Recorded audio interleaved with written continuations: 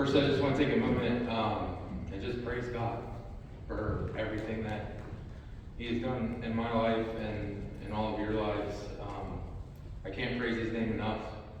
I started coming back a couple months ago in May,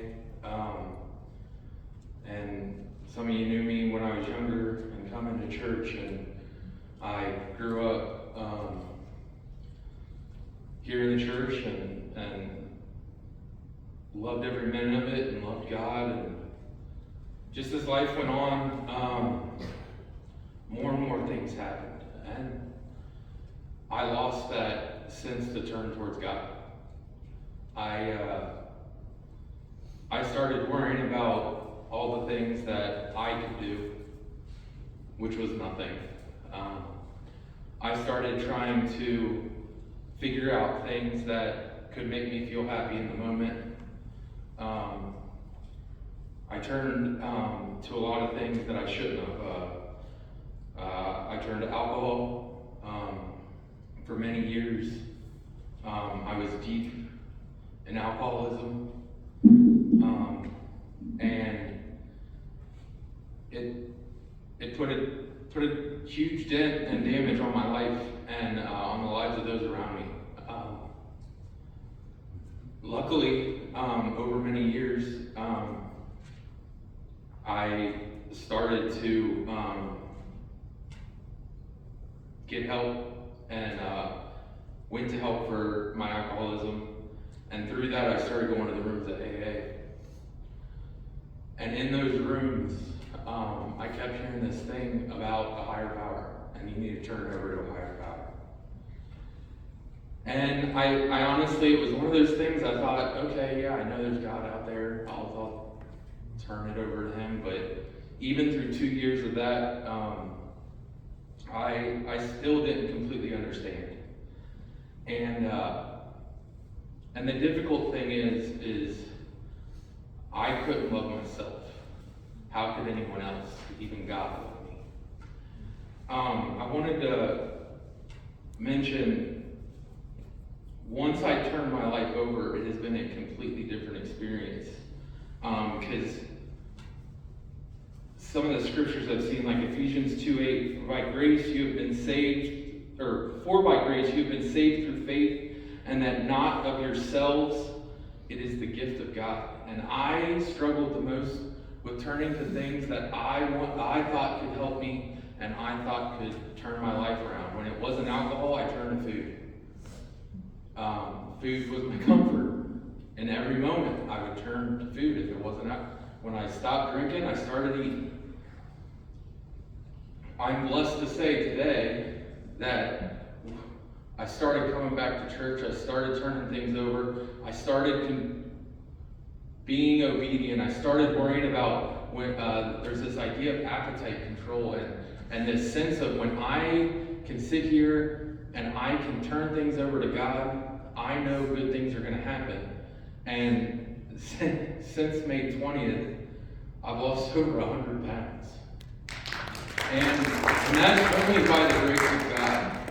I have been sober for over 2.5 years. I have been able to come back, and it's been one of those things that I have sat here and I'm like, who am I? And at first, I took that as a big thing of, who am I? Why should why go out and say this? I've only been coming back to church for a month. Who am I to share the gospel? But I've realized we all need to be humble, and we all, like, when I take that sense of who am I, that is the best moment, because I know it is God that is going to go ahead and give me the words that I need and give me the things that I need to do. It's only in those moments when I don't turn to myself or things in this world that I'm actually truly being prosperous and things are happening and good things have come. I mean, I can't count the blessings and the things that have come out. I mean, I started coming back to church. I turned my life over, and my mom and dad both got baptized. Luke and Lily, my kids got baptized.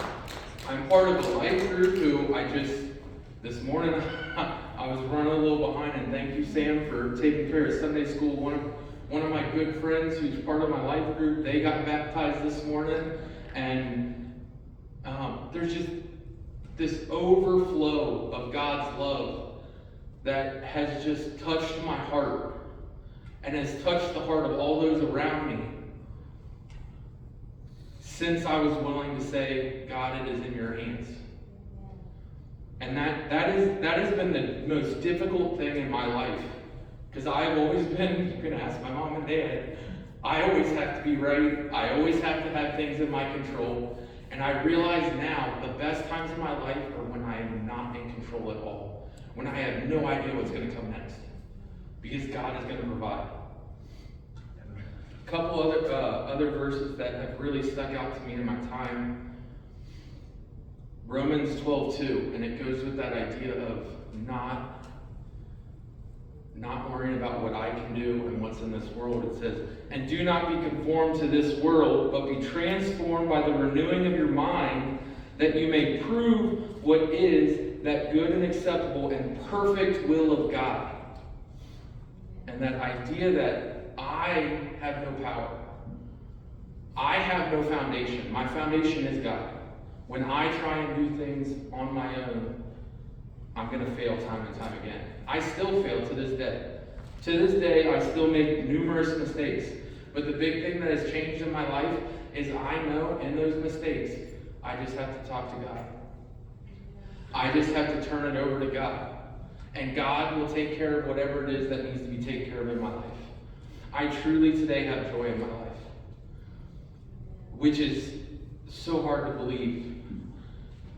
Because I had a point in my life where I was married, 2 kids, great job, doing the things I loved, but it wasn't enough. And I kept trying to find the thing that would make me happy. And it wasn't happiness. I would turn to alcohol. I would turn to things that I thought would make me happy. And there was an emptiness in my heart.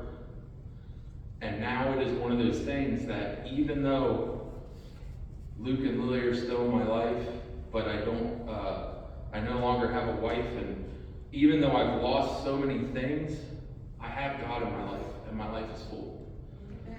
And it's just one of those things, I've been very hesitant to share this with people over the past couple months, especially here. I don't know why. But there was something that I realized that I need to share my story. Not that I'm anyone special or anything like that, but if God can show his mercy to me, he can show his mercy to anybody. Amen. And it's one of those things that I am truly thankful for God today. Amen. So, thank you.